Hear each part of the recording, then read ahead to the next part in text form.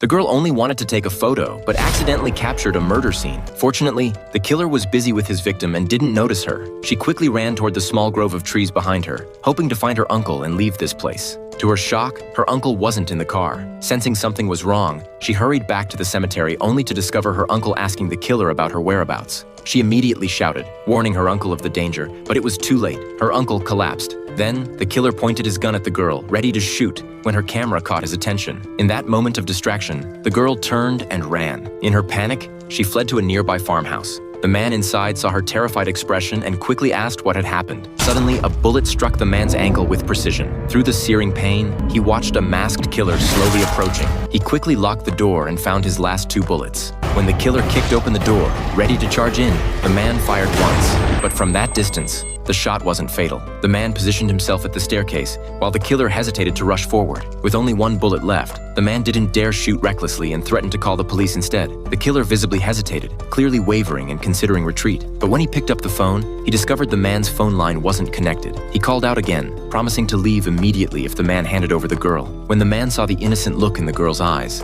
he was reminded of his son who had died a few days earlier. He firmly promised the girl he would protect her. Then, he instructed her to get the medical kit so he could treat his wound. Next, he had her gather some light bulbs and crush them inside a towel. To the girl's surprise, the man scattered the glass fragments on the stairs. This way, he would hear the killer coming up, giving them some time to react. The killer grew increasingly impatient and began shooting at the house. The gunshots were heard by police officers at the murder scene. As the police approached, the killer unexpectedly went to meet them. Instead of opening the door, he put on his mask and waited. When there was a knock, he fired a shot outside, followed by the sound of someone falling. He opened the door to find a young officer lying on the ground. Seeing this from upstairs, the man quickly directed the girl to escape through the back window. However, she made a noise when jumping down, immediately attracting the killer's attention. The killer fired repeatedly at the fleeing girl until his magazine was empty. What he didn't know was that the fallen officer wasn't dead at all. Could they escape from the hands of the killer?